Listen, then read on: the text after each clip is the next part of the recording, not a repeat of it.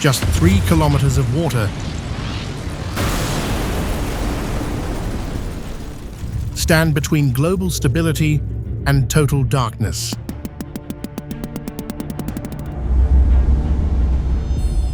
This is the Strait of Hormuz, a carotid artery where one radar ping can dim the lights of New York or Tokyo. But look beneath the steel hulls and the silent missiles. Here, red sands bleed into the waves, and ancient fortresses guard secrets frozen in time. How does the world's most dangerous soil produce its most radiant beauty? Welcome to Hormuz, the global time bomb you thought you knew, and the hidden masterpiece you have yet to see.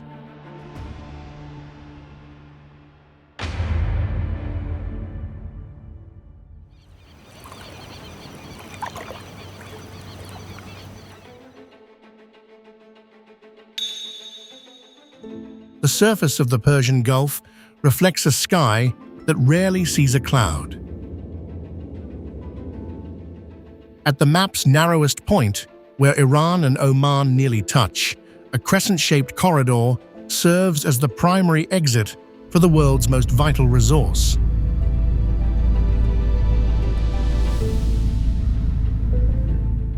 Every day, more than 20 million barrels of crude oil move through these waters, accounting for roughly 21% of total global petroleum consumption.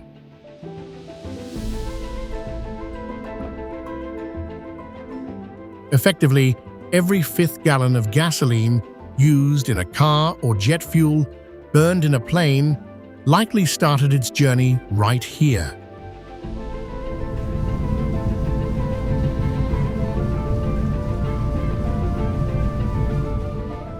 Along with the oil, a massive share of the world's liquefied natural gas, or LNG, passes through this same gate.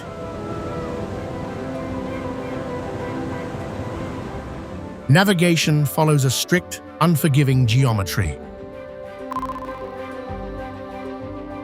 The shipping lanes measure only 2 miles, or about 3.2 kilometers, in width for each direction. Between them, a 2-mile buffer zone of open water keeps the traffic separated.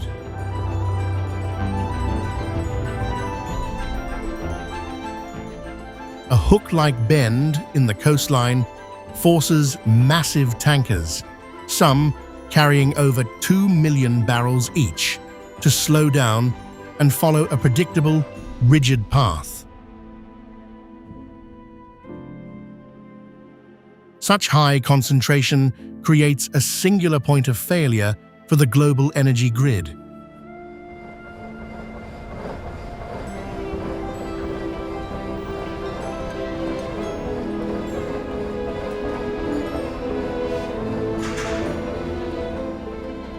For economies across Asia, from the industrial hubs of China to the refineries of India and Japan, these few miles of seawater represent a matter of national survival.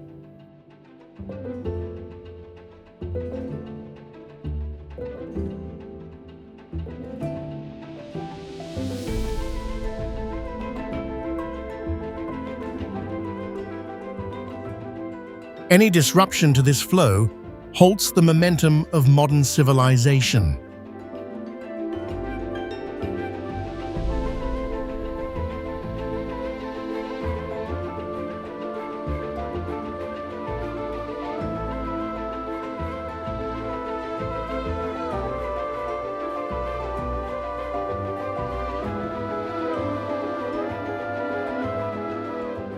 Controlling this threshold provides the power to influence the pulse of international trade without firing a single shot.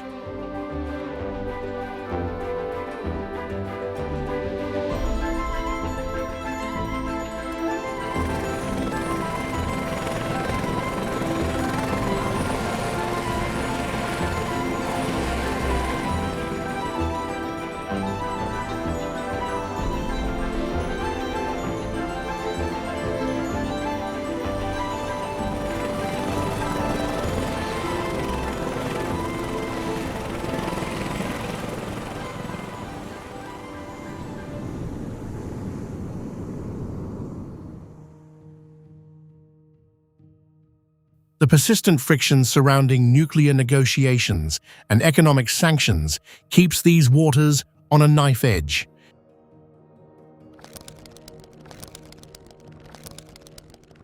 If a closure occurred, the world would witness an unprecedented halt in the global pulse.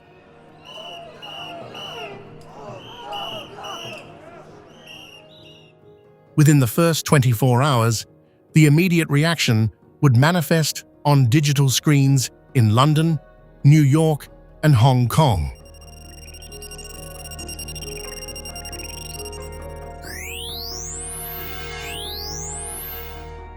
Oil prices would likely surge by 20 to 30% in a single day as the reality of a blocked passage settles in.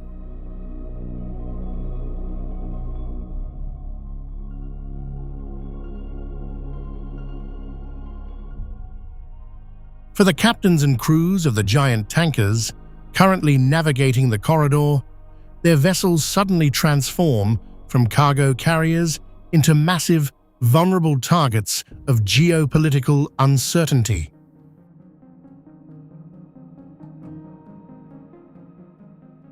As the clock hits 72 hours, the crisis shifts from financial speculation to physical shortages.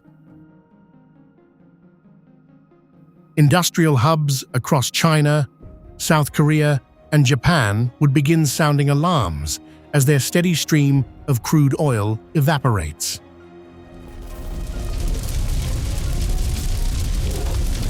Major refineries would enter emergency protocols, rationing their stockpiles to keep power grids alive.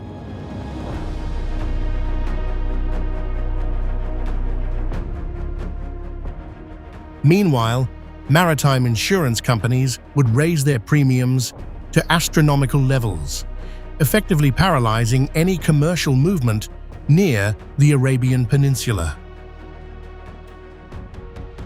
Ships thousands of miles away would be forced to take long, expensive detours around the Cape of Good Hope in Africa, adding weeks to their journeys and millions of dollars to their operating costs. By the end of the first week, the fracture in the global system becomes visible to everyone. Developing countries would see the prices of food and fuel spiral into hyperinflation, sparking civil unrest. The global supply chain, already fragile, would begin to collapse under the weight of surging energy costs.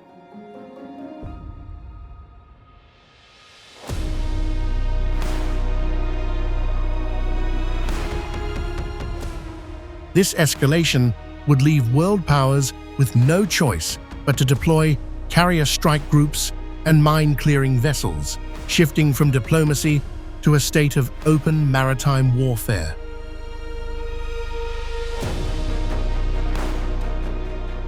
Every household and business across the globe would feel the shockwave from this narrow gap between the cliffs, proving that the distance between a stable world and total chaos is only 21 miles, or about 33 kilometers wide.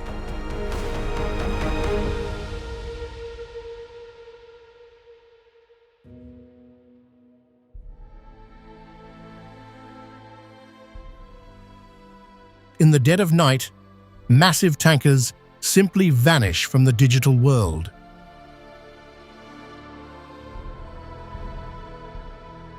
They kill their automatic identification system, or AIS, becoming ghosts in the most monitored waters on Earth.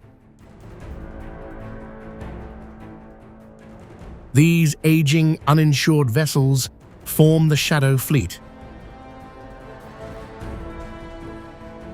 They move millions of barrels of sanctioned crude under forged documents and constant name changes.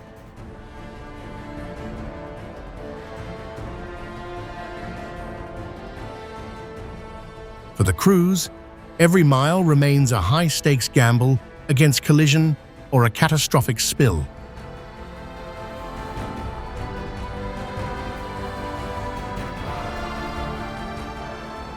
Along the shoreline, electronic warfare units deploy GPS spoofing to hijack navigation.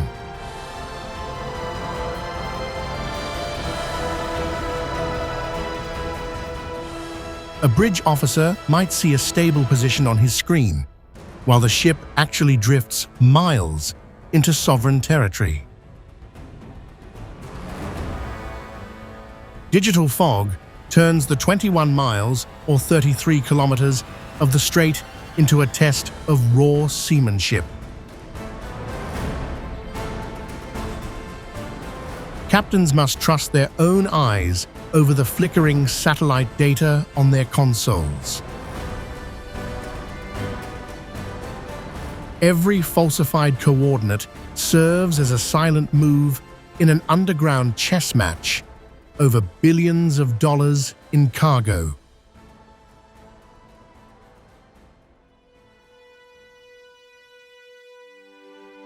Hidden agendas transform the open water into a complex grid of calculated risks. Leaving the digital ghosts and invisible frequencies of the tankers behind, the physical reality of the shoreline offers an even more surreal experience.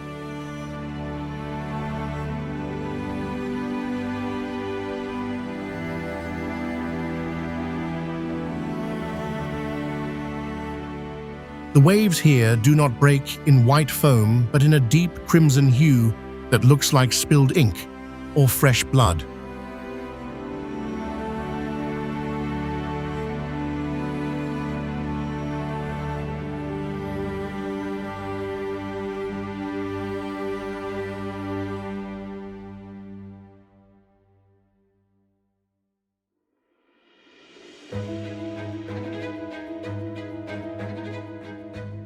This striking landscape owes its color to a high concentration of iron oxide, or gelotite, which saturates the sand and the cliffs.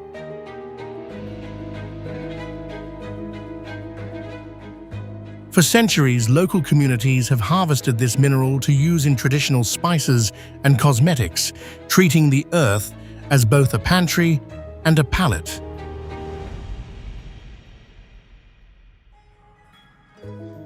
To a traveler, the sight of red water meeting a dark shoreline feels hauntingly appropriate for a region defined by struggle.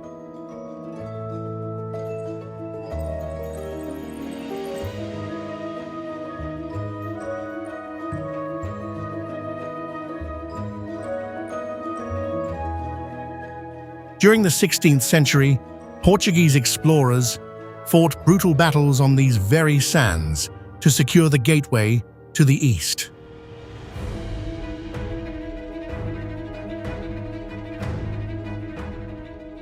The legacy of those 500 years of colonial ambition seems permanently stained into the soil itself. Walking along the tide line, the heavy scent of minerals mixes with the salt air, creating an atmosphere where the geological and the historical become inseparable.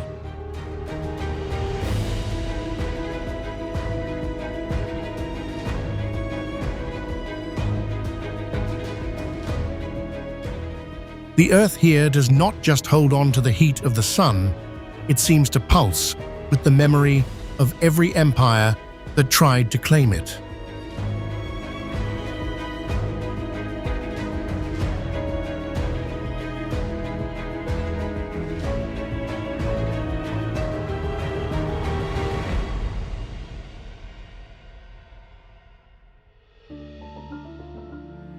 Venturing further inland, the monochromatic red gives way to a spectrum of minerals that defies the typical expectations of a desert landscape. Rainbow Valley reveals the inner workings of a salt dome, pushed upward by immense tectonic pressure from deep within the crust.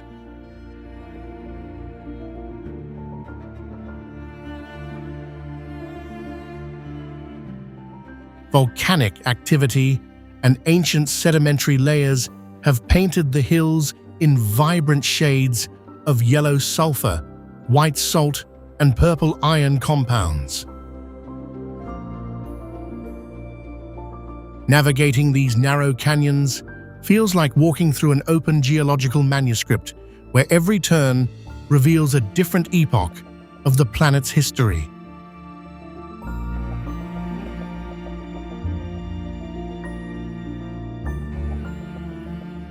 No vegetation survives in this caustic, colorful environment, leaving the raw mineral formations to stand as the only inhabitants.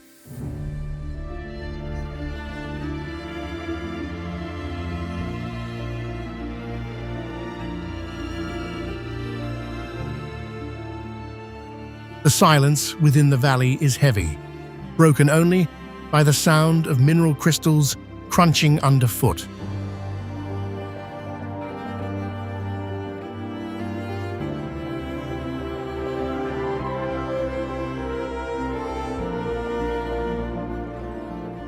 These hills serve as a reminder that while humans fight over the surface of the water, the earth beneath operates on a scale of time that dwarfs modern conflict.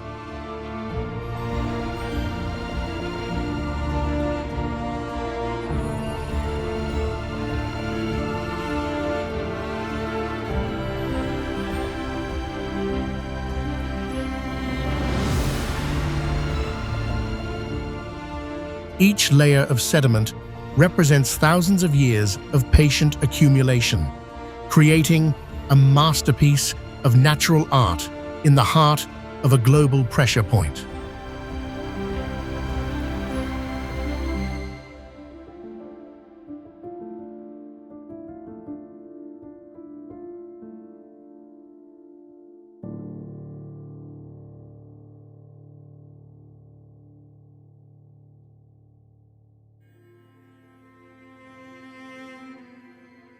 (1507) marked the arrival of the Portuguese commander Afonso de Albuquerque, who saw these red shores as the ultimate lock on the door to the east.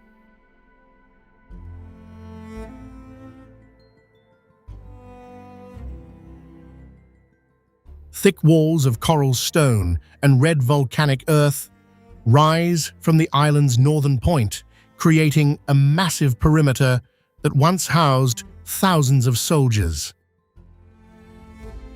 The architecture serves as a stark European intrusion into the Persian landscape, featuring heavy limestone vaults, Gothic-style arched ceilings, and deep subterranean armories designed to withstand prolonged sieges.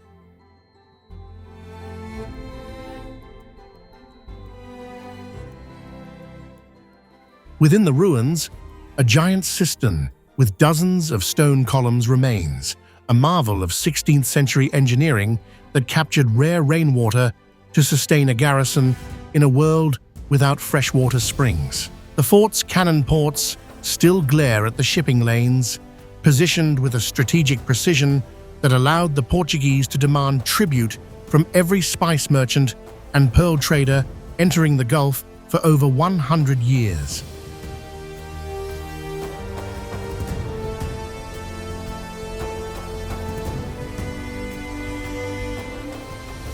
Stone corridors, carved directly into the mineral-rich earth, connect the command centers to the lookout points where soldiers watched for the sails of rival empires.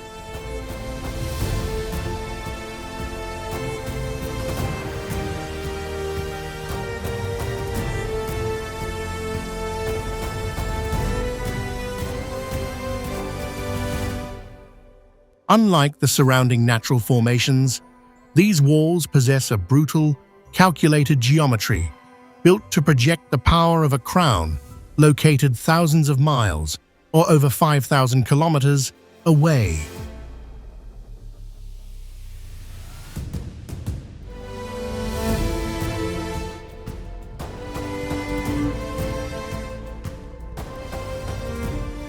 The sheer weight of the limestone blocks, some weighing several tons, demonstrates the labor-intensive effort required to fortify this specific junction between the Indian Ocean and the Persian territories.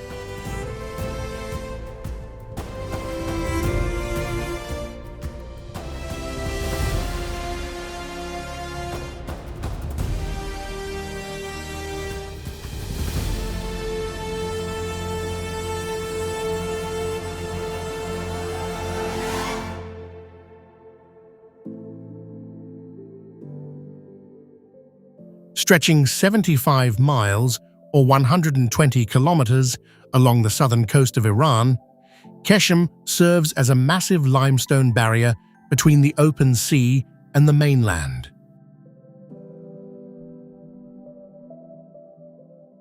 This UNESCO Global Geopark contains some of the most violent geological displays on the planet, where salt domes and sedimentary ridges have been twisted into surreal shapes over millions of years.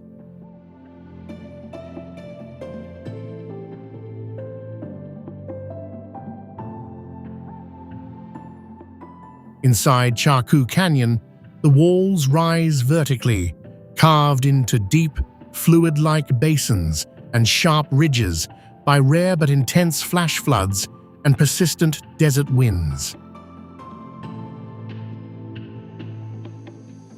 These natural sculptures resemble a labyrinth of porous stone, where every hollow and curve tells a story of an ancient seabed forced upward by the collision of tectonic plates. Navigating through these corridors feels like entering a subterranean cathedral of pale rock, where the silence remains absolute and the scale of the erosion dwarfs the human presence.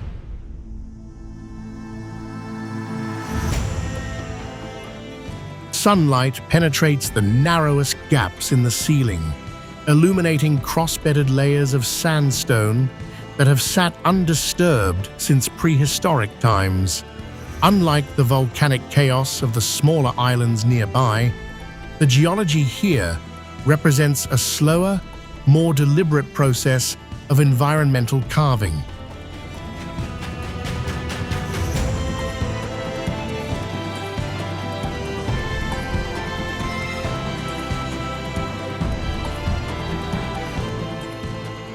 Water has acted as a master sculptor, leaving behind a network of wells and channels that ancient communities once used to survive in an otherwise arid wasteland.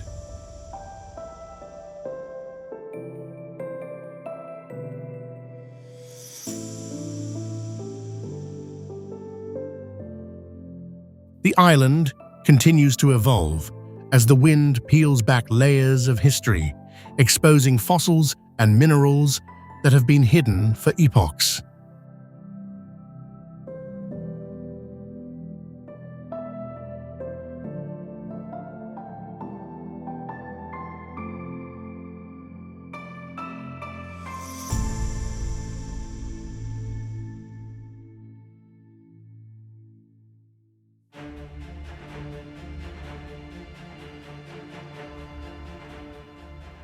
The tidal channels between Keshem Island and the mainland hide a massive saltwater-dwelling ecosystem.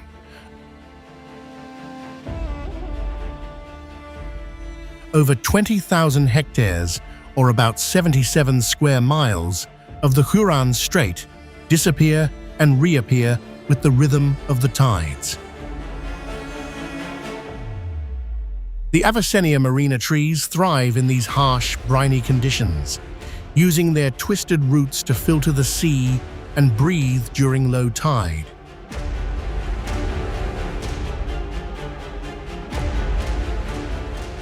These mangroves act as a vital nursery for the entire Persian Gulf, providing a sheltered sanctuary for migratory birds like white herons and flamingos. Small wooden boats move quietly through the narrow green tunnels, where the silence remains untouched by the mechanical roar of the distant shipping lanes.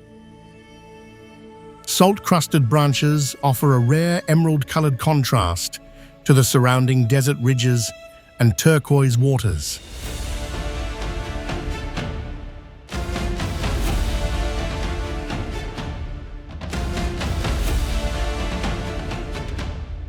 The cycle of the tides dictates every movement, creating a fragile, living shield that protects the coastline and sustains the biodiversity of the strait.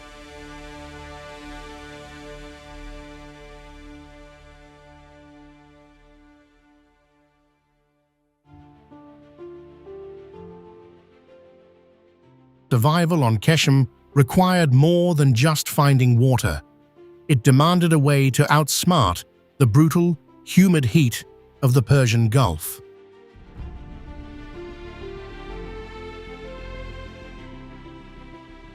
In the ancient harbor of Laft, the skyline consists of dozens of tall, rectangular masonry shafts known as badgirs or wind towers. These structures function as sophisticated, passive cooling systems that have operated for centuries without a single watt of electricity.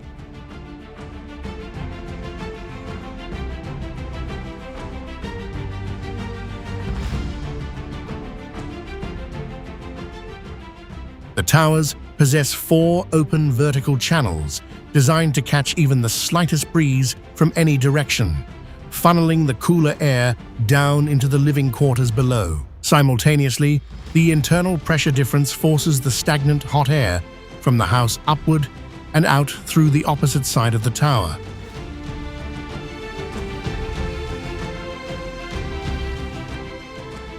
This constant circulation can drop the indoor temperature by over 15 degrees Fahrenheit, or about 8 degrees Celsius, compared to the blistering streets outside. The village sits nestled between the hills and the sea, constructed from coral stone and mud brick to maximize thermal mass and provide shade through its narrow, winding alleys.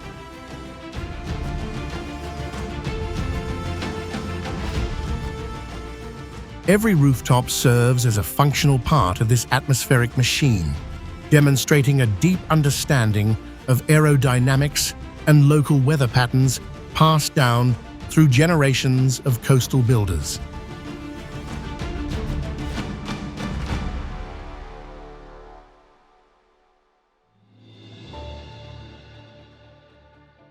Every Thursday, the dusty plains of Menab transform into a vibrant tribal exchange. People from the farthest corners of Hormozgan converge here. They gather to trade handmade textiles, livestock, and rare spices.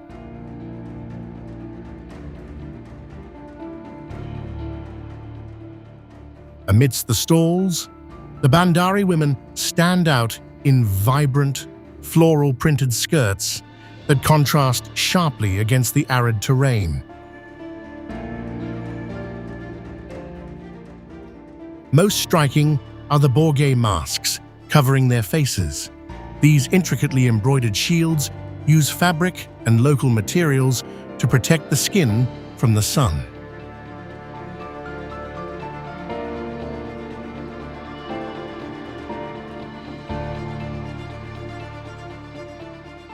Every specific color and pattern carries a hidden code. They signal the wearer's marital status and social rank at a glance. Some masks feature a distinct heavy bar across the upper lip, mimicking the shape of a thick mustache.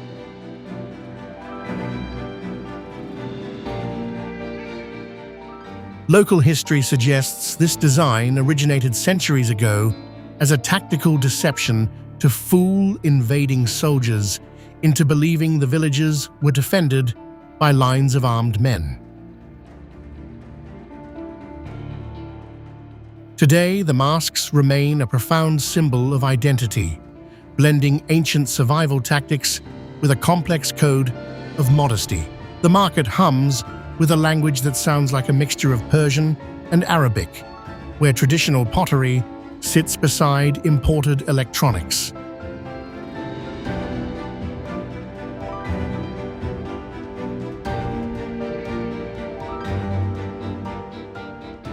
This weekly gathering serves as the social heartbeat of the coast, maintaining a bridge between the nomadic desert interior and the maritime world of the strait.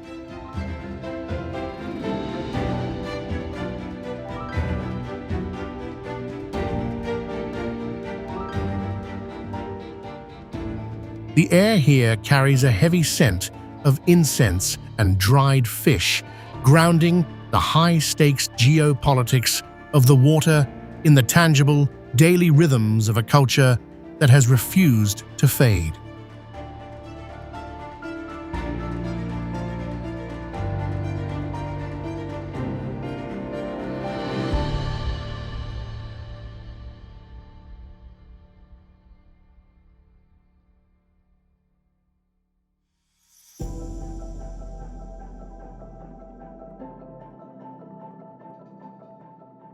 Along the coast of Hormuz Island, a cluster of brightly colored domes rises from the earth like a mirrored image of the surrounding mineral hills.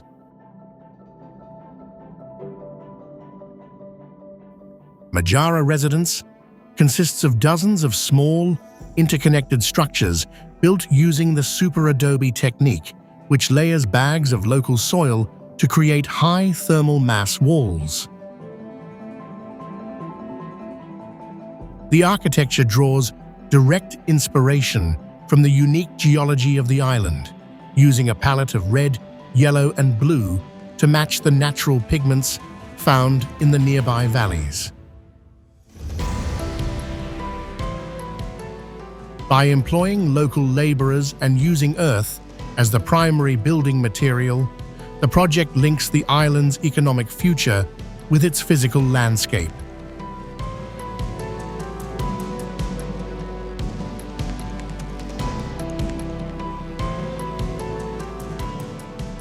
The circular interiors provide a cool sanctuary from the outside heat, while the absence of sharp corners mimics the wind-eroded formations of the geopark.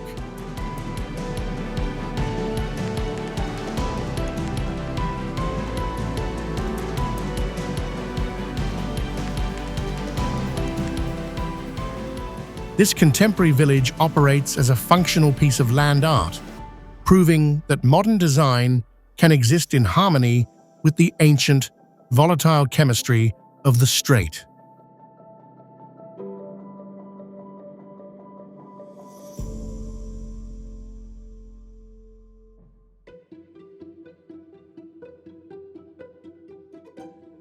The air in the shipyards of Keshem smells of sawdust and salt, where the skeletons of wooden lenge boats rise from the sand.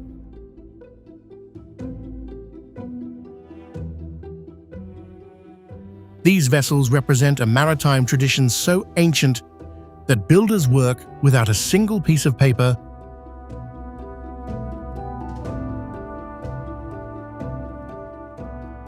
or a blueprint. Knowledge of the hull's curve and the strength of the joints passes from master to apprentice through song and memory. Craftsmen drive heavy nails into planks of mulberry and teak wood, creating a structure flexible enough to survive the monsoon winds of the Indian Ocean, but sturdy enough to carry tons of dates, spices, and carpets.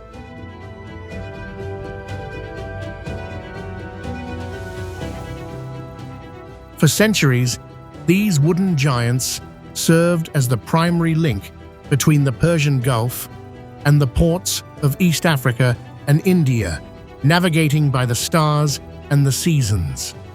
Today, their towering silhouettes look increasingly fragile against the backdrop of the steel supertankers that dominate the horizon.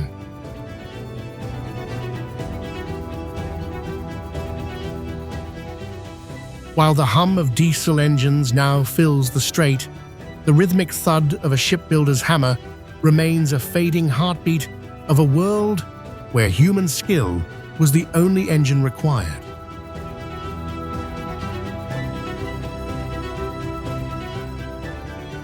Each finished hull that slides into the turquoise water carries with it the ghosts of 1,000 voyages across the deep.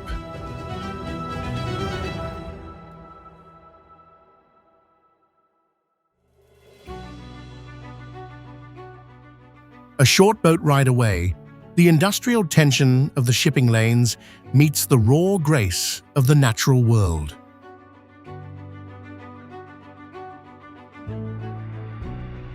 Wild bottlenose dolphins frequently surf the bow waves of passing vessels.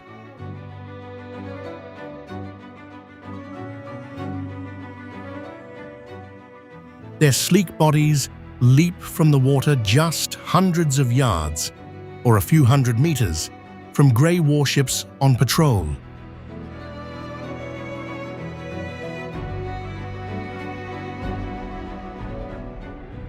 This coexistence of playful intelligence and military hardware creates a surreal atmosphere where the line between a war zone and a sanctuary blurs.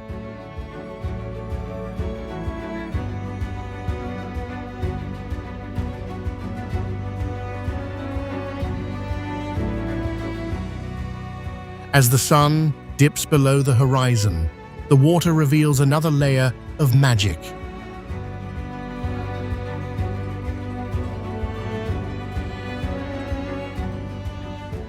Bioluminescent plankton react to the movement of the waves, turning the dark surf into a swirling, neon blue light. Every splash of an oar or the wake of a passing boat ignites a trail of cold sapphire fire that illuminates the shoreline.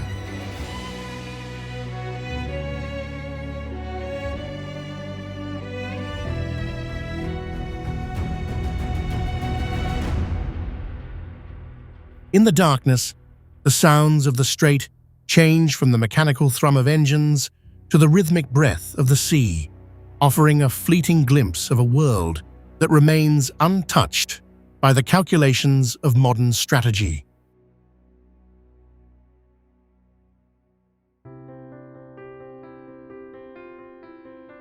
Across the narrowest stretch of the water, the northern tip of Oman thrusts into the strait like a jagged limestone spear.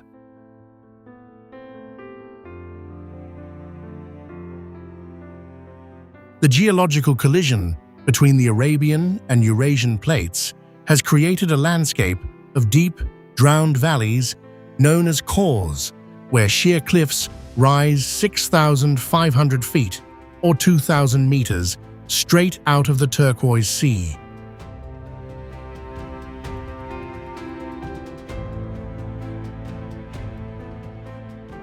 Navigating these fjords reveals a labyrinth of stone and shadow, where the silence of the desert meets the rhythmic pulse of the tide. This vertical world serves as the ultimate high ground for regional security. Because the cliffs overlook the entire width of the shipping lanes, the summits house some of the most sensitive radar installations in the world. These electronic eyes monitor every hull and every signal, moving between the Gulf and the Indian Ocean from a vantage point that offers a clear line of sight for dozens of miles or over 50 kilometers in every direction.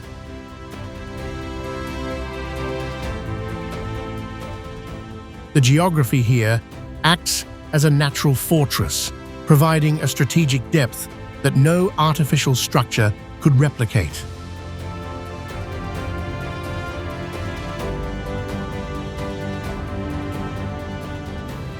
Patrol boats tucked into the hidden inlets can deploy within minutes, while the heights offer a permanent, unblinking watch over the global energy flow.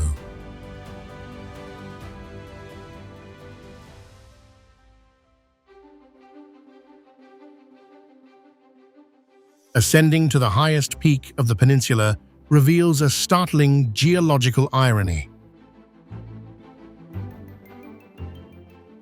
Jebel Harim, or the Mountain of Women, holds a secret carved into its sun-bleached limestone ridges. Scattered across the summit, thousands of feet above sea level, lie the perfectly preserved fossils of ancient coral reefs, giant clams, and prehistoric shark teeth.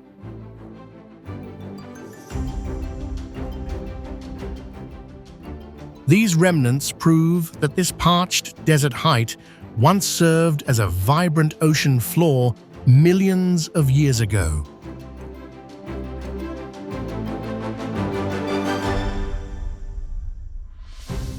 The intense pressure of tectonic plates forced this massive slab of the seabed upward, creating a vertical graveyard of marine life.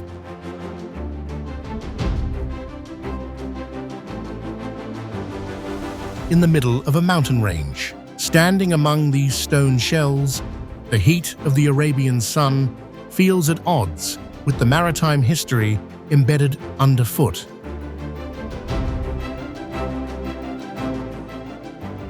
This elevated museum of fossils stands as a silent witness to the violent, transformative power of the planet.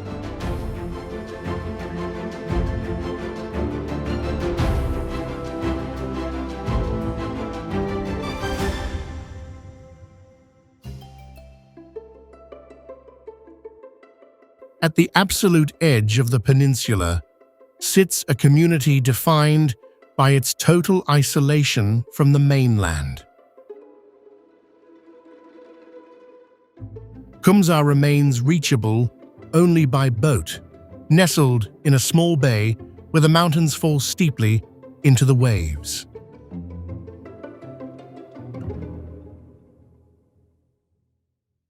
Because of this geographic solitude, the villagers speak Kumzari, a rare and complex language found nowhere else on the planet.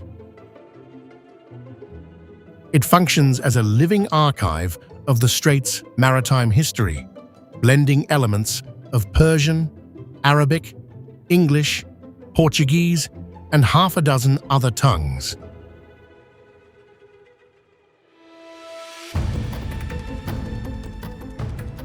This linguistic mosaic evolved over 1,000 years as sailors from every corner of the globe anchored in the bay to find fresh water or shelter from storms. The village operates on its own clock, dictated by the fishing seasons and the arrival of the supply boats. Children play in narrow alleys that smell of drying nets and wood smoke, while the elders maintain traditions that have survived every empire and every technological shift in the water outside. For the people here, the strait is not a strategic choke point, but a provider, a source of life that has allowed a unique culture to persist in the shadow of the world's most watched naval corridor.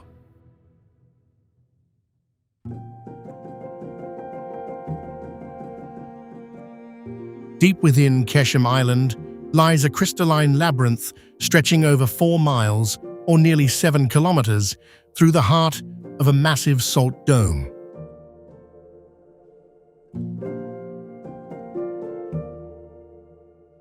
Pure white stalactites hang like frozen lightning from the ceilings, while fragile, translucent salt crystals coat every surface in a glittering frost.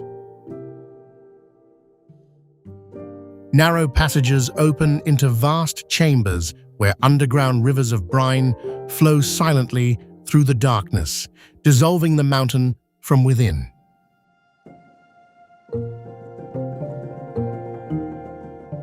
The air inside feels heavy and mineral-rich, trapped in a prehistoric stillness that shields the interior from the mechanical thrum of the oil tankers passing just offshore.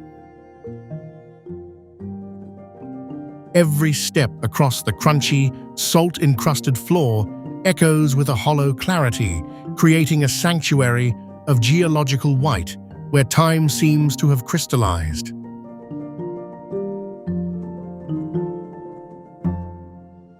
This subterranean world operates on a scale of silence that makes the geopolitical noise of the strait feel like a distant, irrelevant memory, leaving only the slow drip of mineral-rich water to mark the passage of centuries.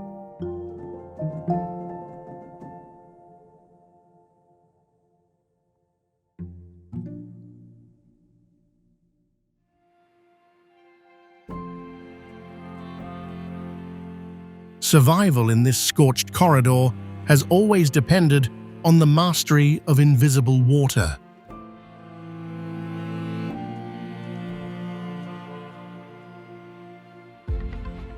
Thousands of years ago, Persian engineers developed the Qanat, a sophisticated network of gently sloping underground tunnels that tap into mountain aquifers. By digging vertical shafts for ventilation and maintenance, they created a gravity-fed system that carries cool, fresh water across miles of desert without losing a drop to evaporation. These ancient veins still pulse beneath the dry landscape, transforming desolate patches of earth into emerald green oases of date palms and citrus trees. The precision required to maintain a steady 1 to 1,000 slope over such vast distances remains a testament to a level of hydraulic skill that rivals any modern engineering feat.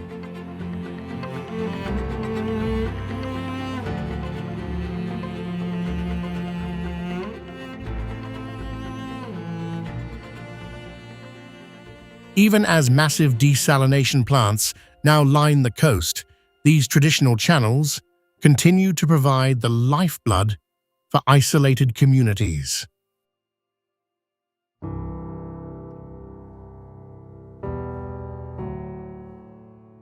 In the shallow, seagrass-rich meadows tucked between the shipping lanes, a much quieter form of life persists.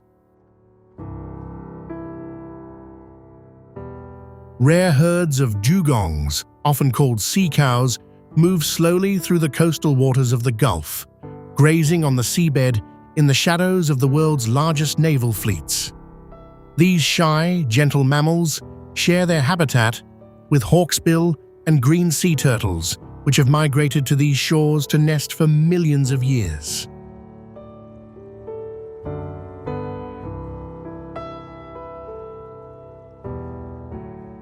This hidden biological richness exists in a state of extreme vulnerability, trapped in the gaps between the hulls of 300,000-ton tankers.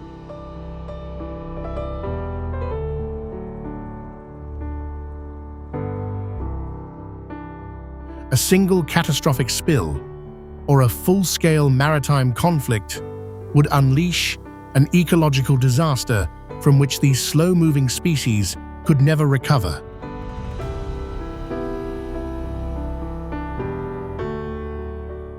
The ethical weight of this choke point extends far beyond the price of a barrel of oil. It involves the survival of an ancient marine heritage that has no voice in the halls of power.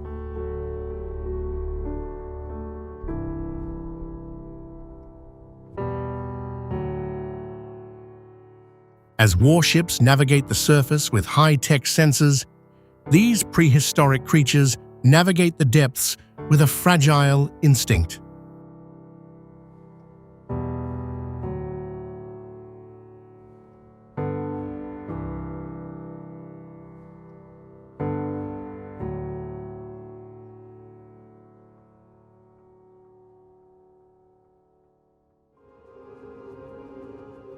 The invisible network beneath the churning wakes of the tankers, a silent, glass-thin network of fiber-optic cables lies coiled across the seabed. These submarine arteries carry over 90% of the digital traffic between Europe and the Indo-Pacific region, making the strait a vital choke point for the global internet.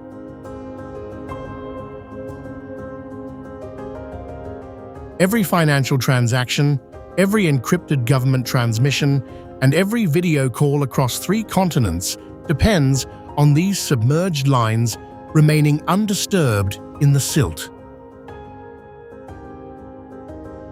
The shallow nature of the passage, often less than 300 feet or about 90 meters deep, makes this infrastructure incredibly vulnerable to accidental damage from dragging anchors or intentional sabotage.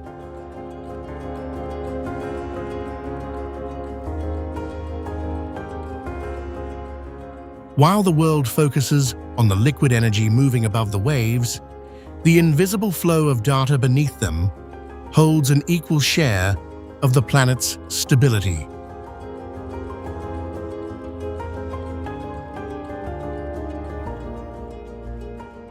A single break in these cables would instantly isolate dozens of nations, proving that the strait's strategic weight extends far into the digital clouds.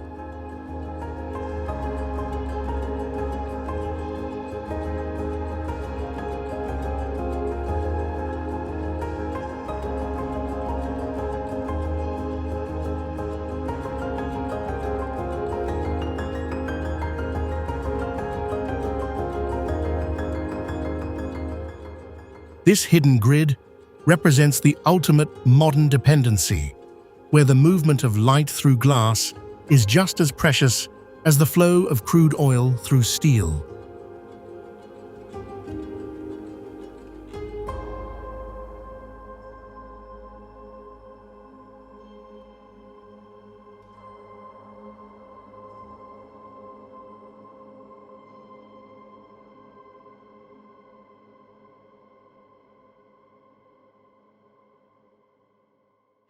Hormuz might exist as a global time bomb, but it remains a sanctuary of resilient life and enduring culture.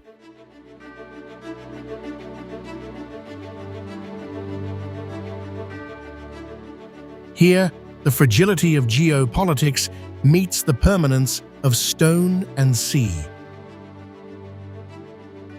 We leave with a clear truth: real beauty lives not in silence, but in the strength of nature and humanity thriving under immense pressure. This strait stays a beautiful paradox, a reminder that our world is both magnificent and as vulnerable as a trail of smoke over the water.